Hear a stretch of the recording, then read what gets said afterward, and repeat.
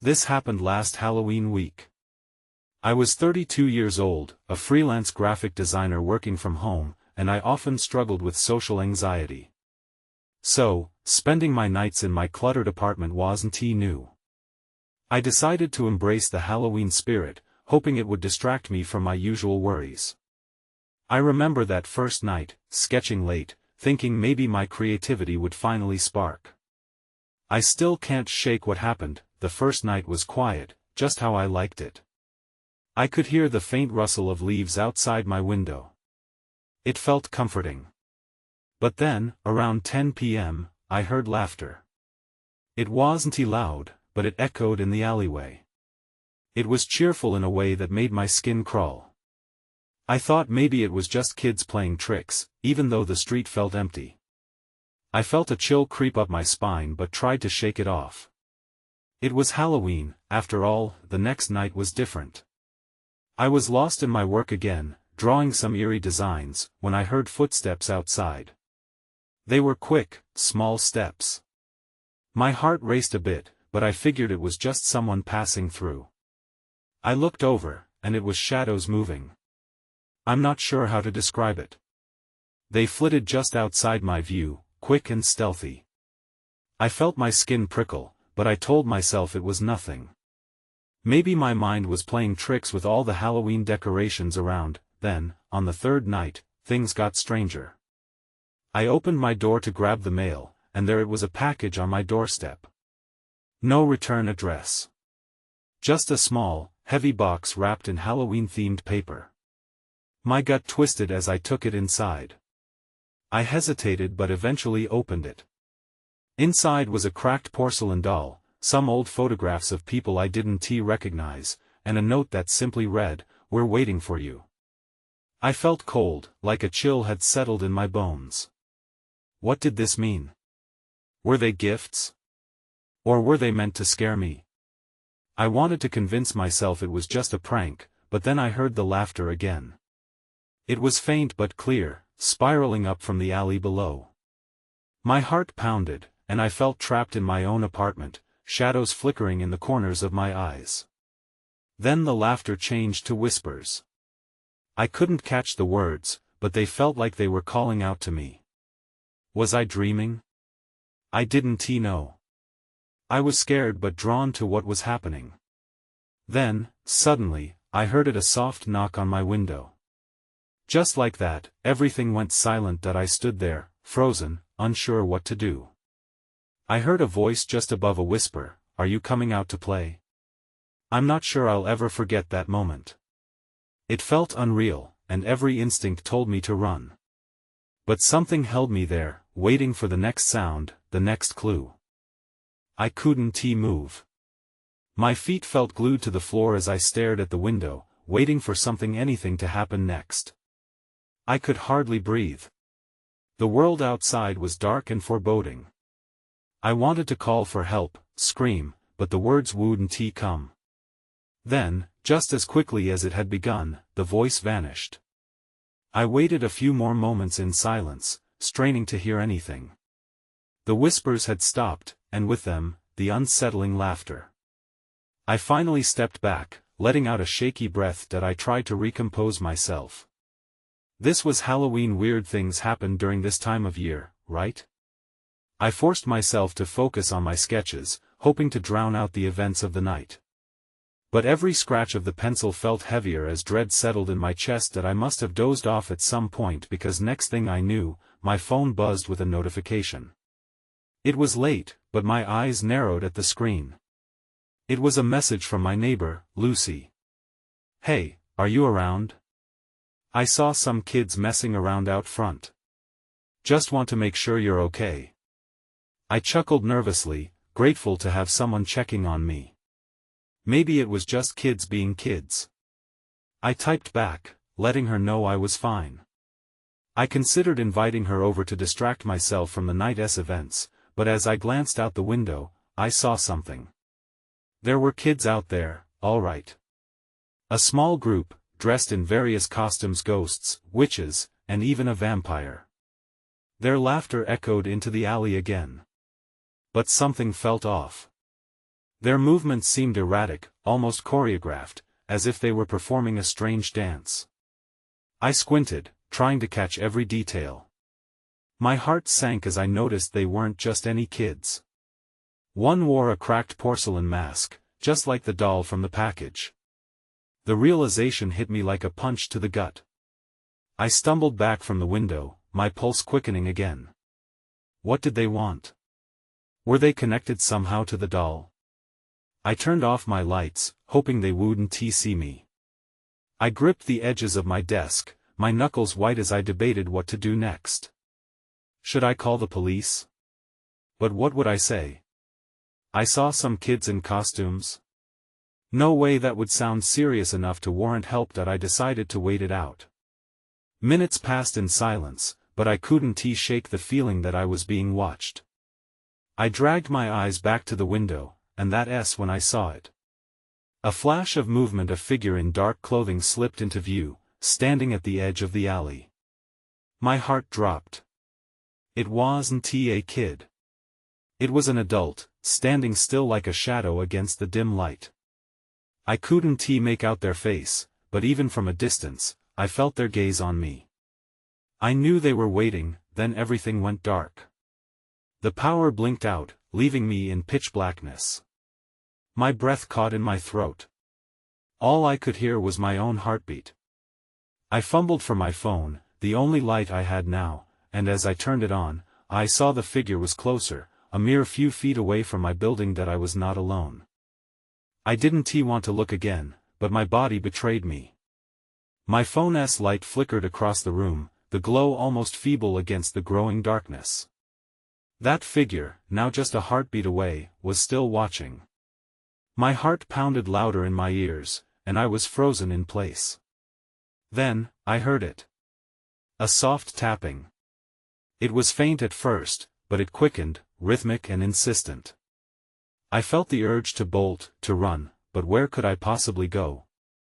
I was locked in this room, and there was no way anyone else would hear the sound over my thudding heart. That I aimed the phone's light toward the window again. The figure wasn't there anymore. Had they moved? Or had they simply disappeared into the shadows? I felt a knot tighten in my stomach. Out of the corner of my eye, something caught my attention. One of the children in costumes had approached the door to my building. I squinted, trying to get a better look. The porcelain mask gleamed eerily in the phone's light. For a second, I thought it hadn't seen me. But then it turned slightly, and I could feel those hollow eyes boring into me. That I's heart raced again, but I held my breath. What were they doing? Were they just trick-or-treating? That didn't feel right. This was more than just innocent fun.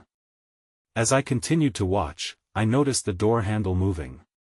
The child was fiddling with it, like they were trying to get inside. Panic surged through me. I darted from the window to the back of the room. My mind raced. Did they know I was alone? Did they know what had happened with the doll? Suddenly, my phone vibrated again, making me jump. It was another message from Lucy. Just heard some weird noises outside your house. Are you sure you're okay? I wanted to respond, but my hands shook too much to type. Instead, I glanced back toward the door.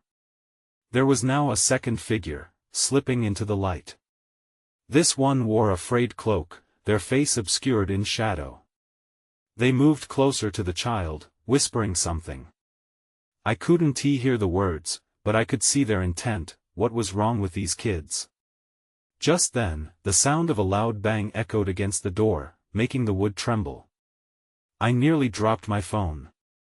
My heart raced as I stumbled back. Were they trying to break in?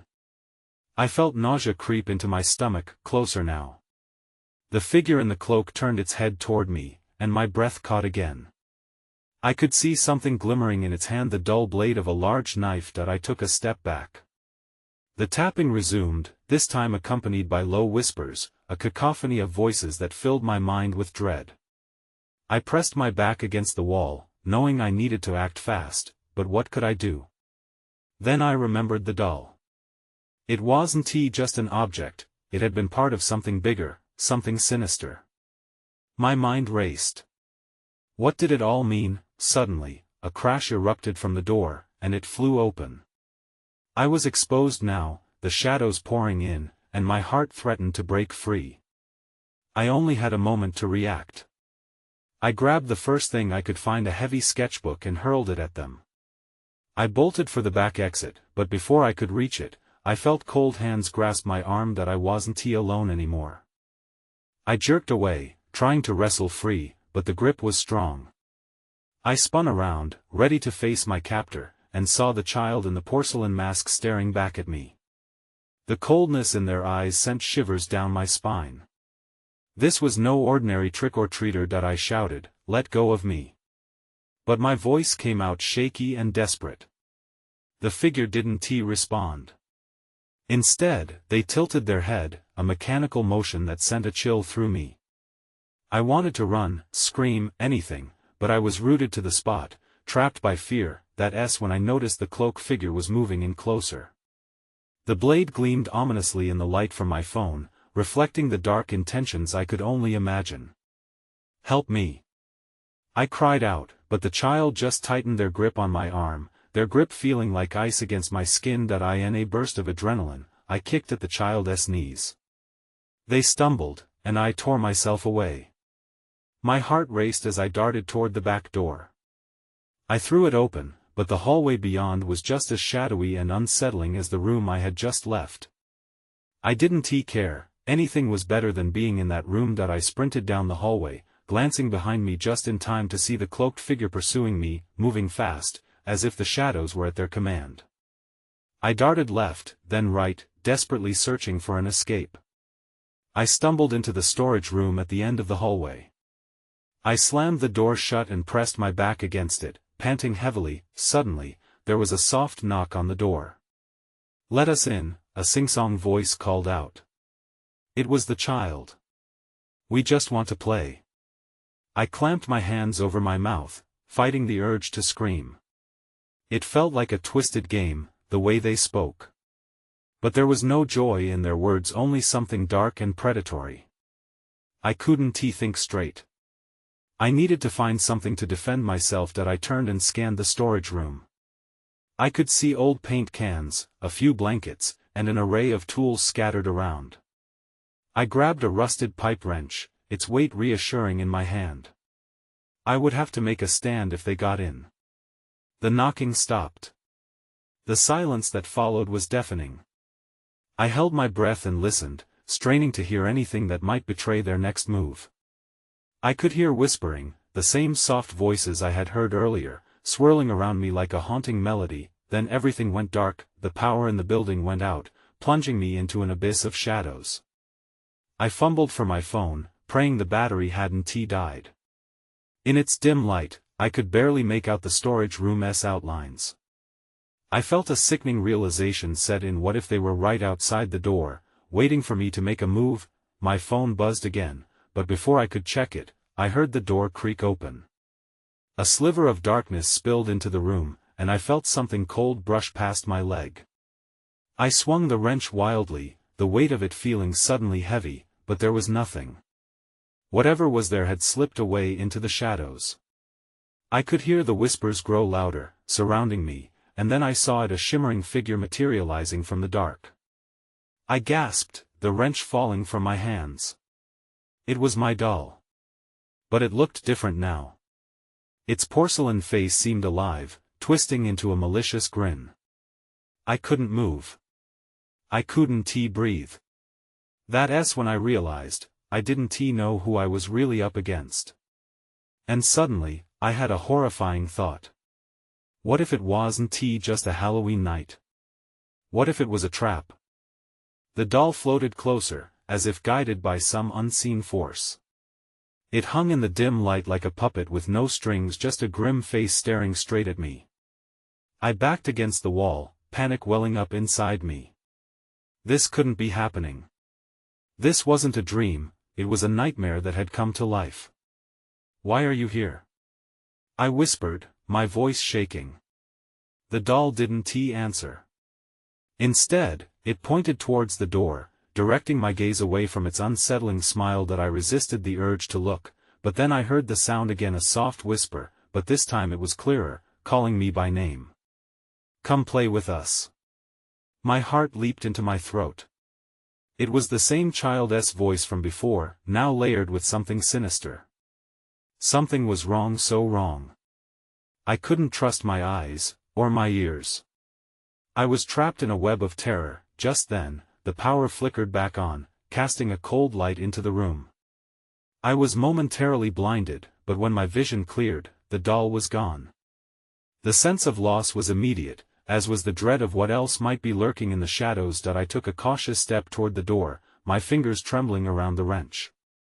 If the doll could vanish, what else could? The hallway beyond was alive with whispers, growing louder, beckoning me forward. It felt like a cruel optical illusion, my instincts fighting to convince me to escape, but where, as I opened the door a crack, the hallway flooded with light. It appeared empty, a stark contrast to the chaos I had just felt. Cautiously, I stepped into the corridor, gripping the wrench tightly, every fiber of my being primed for whatever might come next. Then I heard a faint scurrying sound, coming from the far end. Peering into the gloom, I spotted a shadow darting into one of the nearby rooms. It was too small to be the cloaked figure, but too quick to be just a figment of my imagination. I couldn't ignore it. I had to know. I inched my way down the corridor, each step echoing ominously. The whispers grew softer, almost like distant laughter, wrapping around me. The door to the room swung ajar, and I pushed it open. Inside, the room looked innocuous enough: dusty furniture and an old lamp hanging from the ceiling. But then I saw a glimpse of porcelain resting on the floor beneath the window. My doll? But how? I rushed over, knees nearly buckling with fear. As I bent down, hoping to find it whole, I realized it was just a shard of something, an eye. My doll's eye. Before I could react, a chill swept through the room, and the door slammed shut behind me. I spun around, heart racing, facing the locked door with dread rising in my chest. "Help!" I shouted, pounding on the wood. "Let me out!" But my cries were met with silence. Panic wrapped around me like a vice. Suddenly, one of the walls began to ripple, the surface shifting as if it were alive. I stumbled back, realizing that something was happening, something I couldn't understand. And then, out from the wall stepped the child from before, still in the mask, still grinning as that sensation of dread coiled tighter around me. With a voice that sounded like broken glass, they said, "Will you play with us now?" I was out of time. I had to find a way out, and fast, or become a part of their game forever. The child's grin widened, and for a moment, the world around me shrank to just us in that dim room. My heart raced. I needed to think. I couldn't let fear paralyze me. "Stay back!" I yelled, gripping the wrench tightly. The child tilted their head, still smiling, as if I were simply amusing. I didn't feel amused, I felt like a prey cornered by a predator, but then something snapped inside me. I couldn't show fear. I needed to stand my ground. "What do you want?" I demanded, trying to sound braver than I felt. "Play with us," the child repeated, their voice echoing as if it belonged to an entire crowd. My mind raced back to the whispers from the hallway. The laughter. There was something darker brewing here, and I was trapped at the center of it. The wall rippled more violently now, and I realized it was merging with the child's form.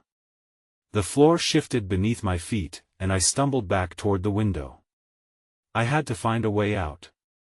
I had to escape, but just as I scrabbled backward, a flicker of movement caught my eye. In the corner, shadows twisted into shapes, figures moving with swift fluidity. They were children, just like the one before me, their eyes empty voids staring back at me. Suddenly, the laughter grew louder, a cacophony that drowned out my thoughts. "Join us," they chorused, their voices blending into one eerie chant. I felt my resolve wavering. What did it mean to join them? I whipped around, searching for anything. A door, a window, anything that could lead me to freedom. That's when I spotted a thin line of light beneath a second door. I rushed toward it, praying that maybe, just maybe, it would lead to safety. I shoved my shoulder against the door, and it creaked open slightly. The light spilled into the dark room, illuminating the walled faces of more children gathered just outside.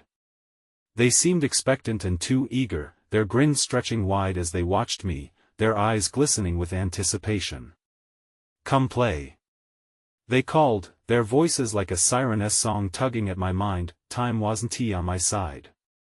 The child in the mask advanced another step, and I could feel the palpable pull from all corners of the room. I couldn't let them get me. I knew I had to move, and fast. That I pushed against the door with all my strength, forcing it open wide enough to slip through. I stumbled onto the landing, momentum carrying me forward. I heard them follow, the sound of soft feet padding over the wooden floor behind me. As I fled down the hallway, a strange thought struck me. What if these children weren't just here for play? What if there was more behind their smiles?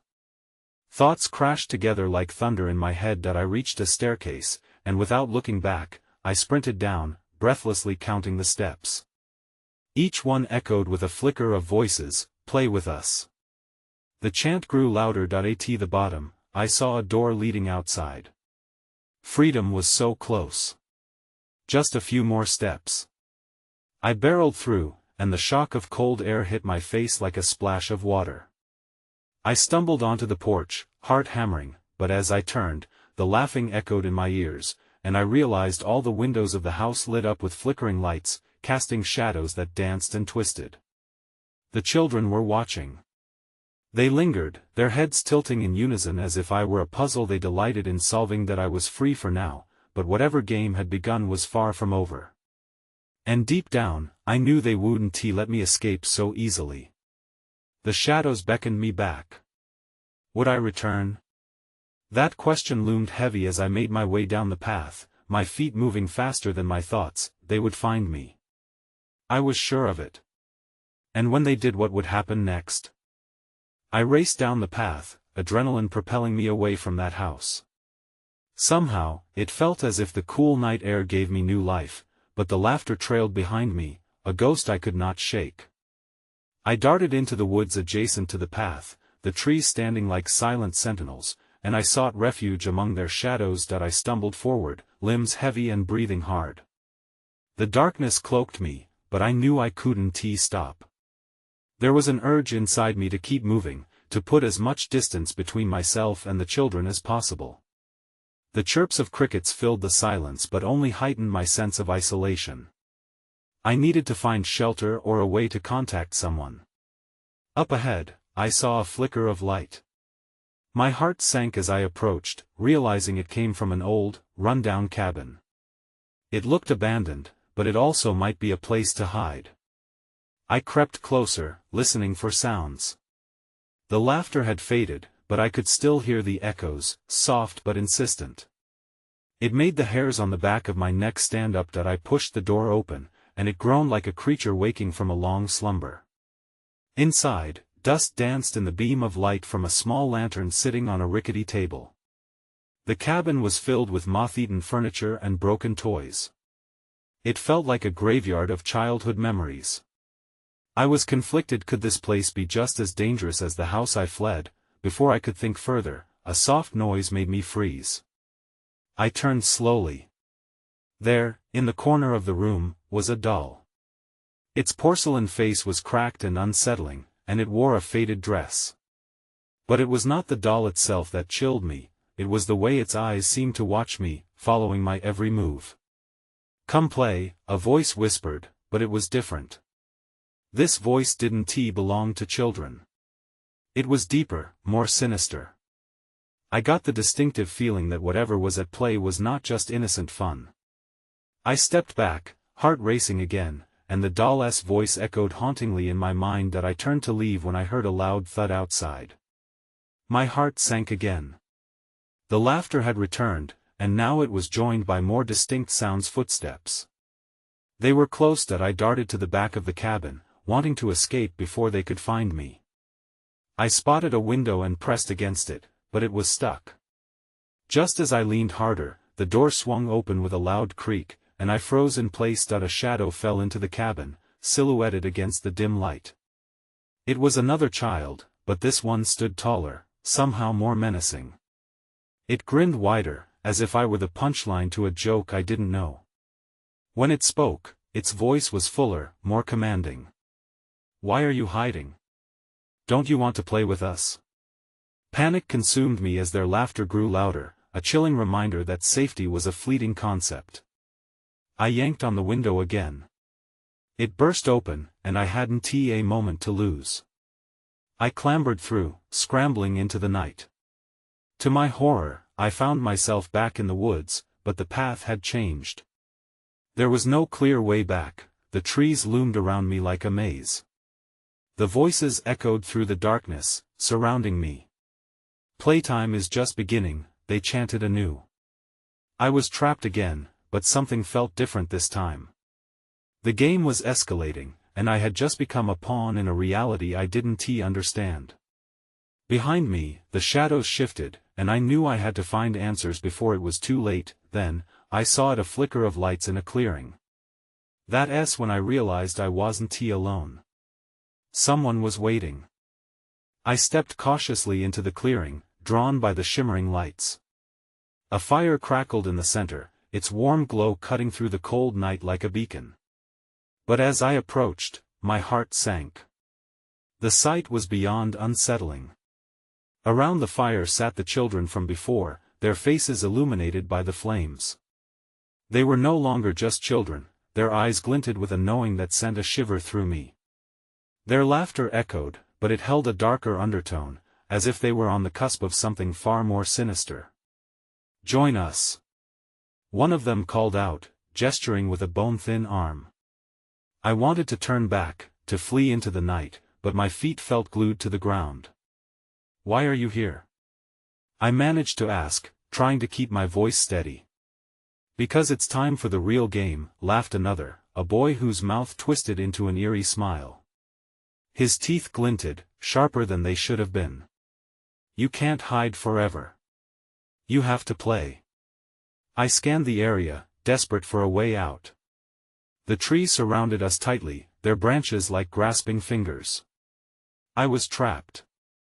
As if reading my thoughts, the children huddled closer together, forming a circle around the fire, each one peering at me with anticipative eyes. "What kind of game?" I stammered, my pulse quickening. "It's a treasure hunt," one whispered, leaning closer. "But the treasure is different for everyone." "What do you mean?" The air felt heavier, like the night itself was watching. Their grins widened. "Find it, and you can go home," the taller child said, glancing at the others. "But if you don't, something or someone will come for you." A chill ran through me. I needed to get away. "What happens if I don't?" I asked, fear creeping into my voice. The laughter that erupted made my skin crawl. "You'll find out soon enough. Playtime is almost over, and the real fun begins when the clock strikes midnight." Panic clawed at my throat.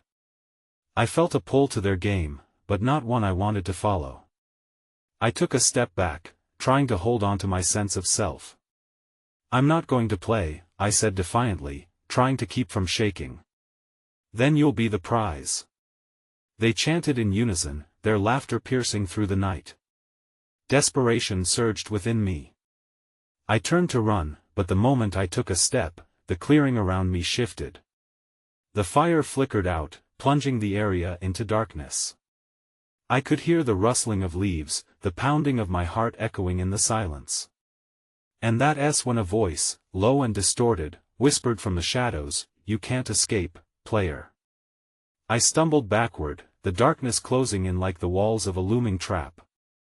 I shot into the woods, branches scraping at my skin, tearing at my clothes, but I couldn't stop. I had to get away. Then I saw it, a glimmer in the darkness. A reflection. My heart dropped. There, in the clearing I just fled, stood a large, dark figure, blocking my path.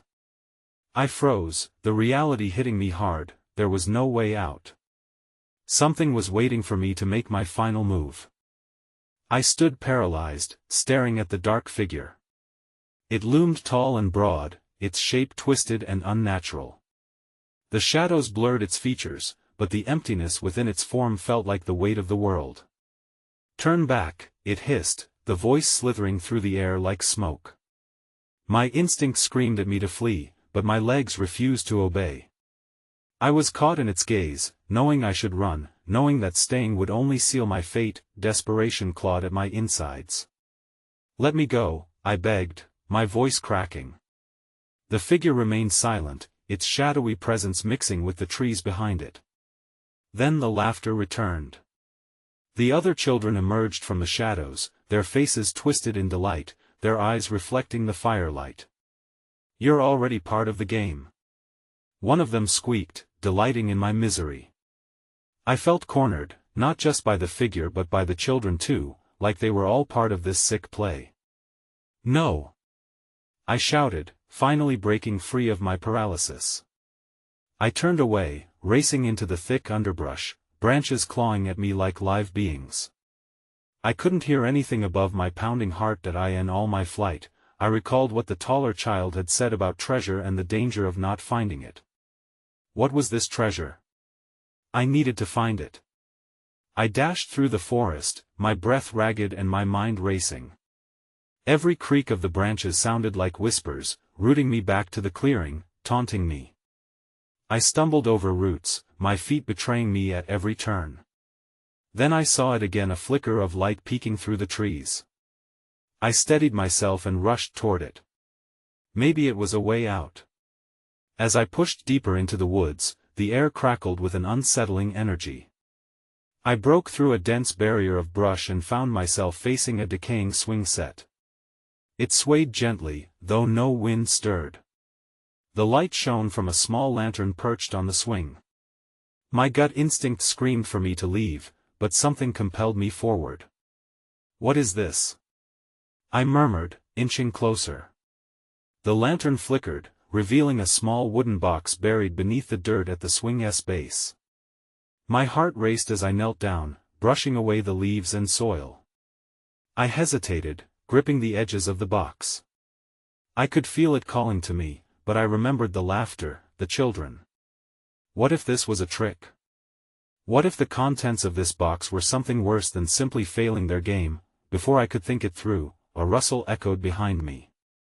I whipped around, and the dark figure loomed at the edge of the clearing, closer than before.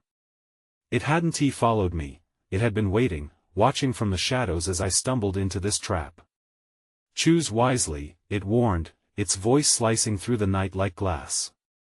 I could feel the urgency pulsing in the air. It wasn't just my life at stake anymore, it felt like the entire night hinged on what I was about to do, and in that moment, the clock began to toll in the distance, the sound echoing through the woods, punctuating the finality of my choice. I wasn't about to let the shadows win. The box felt warm beneath my trembling fingers as the echoes of that ominous laughter filled the air again. Without thinking, I lifted the lid. Inside lay a peculiar assortment of items, a rusted key, a weathered teddy bear with one eye, and a crinkled piece of paper that appeared to hold some kind of map or drawing. Suddenly, the laughter amplified, twisted syllables surrounding me, urging me to flee, but this treasure, whatever it was, might be my only chance to escape. I snatched the key and the paper, stuffing them into my pockets as the air thickened around me, the presence of the figure looming ever closer. The laughter crescendoed, an insistent reminder that time was running out. I turned and bolted, fingers clutching the key and paper. The woods twisted darkly, branches snapping underfoot, but all that mattered was getting away. I ran until my lungs burned, every instinct telling me I had to reach the edge of the forest. That light pulsing at the back of my mind was freedom. As I fled, I recalled the map. My steps quickened, eyes darting for any mark that might resemble what I had seen. The laughter echoed behind me, but with each step, it faded slightly, as if I was finally distancing myself from whatever haunted those woods. The shadows flickered in the corners of my vision. The figure had grown less tangible the further I ran, but the children remained, their whispers lingering like a threat I couldn't shake off. "You can't escape our game," they teased, their voices a chilling harmony. Then, just as I thought I might find my way through the maze, I spotted the clearing once more. There stood the original entrance to the house, hidden away behind entangled vines and thick underbrush. It felt surreal, like standing at a crossroads between two worlds, the laughter still beckoning me, the air heavy with secrets. With a deep breath, I briskly approached the front door of the house. Did the key unlock my escape, or was it just another trap? I hesitated, anxiously glancing back at the way I had come. The air stirred. Had the children followed? As I braved the door, it creaked open, revealing the hollow void of the house that I stepped in, clutching the key tightly, and a cold chill wrapped around me as I recalled all I had witnessed. I felt like a character in a dark folktale, finding solace in a narrative yet knowing the ending could be grim. The shadows danced eerily but didn't pursue me yet. The heart of the house pulsed with an otherworldly energy, making every hair on my neck stand on end. Fidgeting, I darted through the empty halls, searching for the heart of whatever sinister magic had bound me to this place. The map tugged at my thoughts. There was something essential, something I had yet to find. Then, I reached what looked like a small flickering lantern hanging above a wall of old pictures, the faded faces staring blankly, as if they too had been trapped for eternity. I looked more closely. The map. It was leading me here. The final piece clicked into place. I fumbled, outstretching the key toward a scrappy, rusted lock behind one of the portraits. My breath quickened as it slid into place with a satisfying click. I turned it, my heart pounding. To my shock, the wall creaked open, revealing a dimly lit chamber filled with decorations that felt both festive and grotesque. A circle was drawn in the center, adorned with candle stubs and remains of past offerings, an altar for darkness. Light spilled into the room with a sudden rush, filling gaps in shadows as the whispers turned from murmurs to full calls, urging me forward to complete their game. I couldn't pause. I stepped inside, and as I did, the energy shifted. I was not just an observer, I was part of it. "Now you can play," a voice echoed, a symphony of childlike delight and something much darker that made chills run down my spine. That I stood there, caught in the flickering candlelight, and felt the truth dawn upon me in horrifying clarity.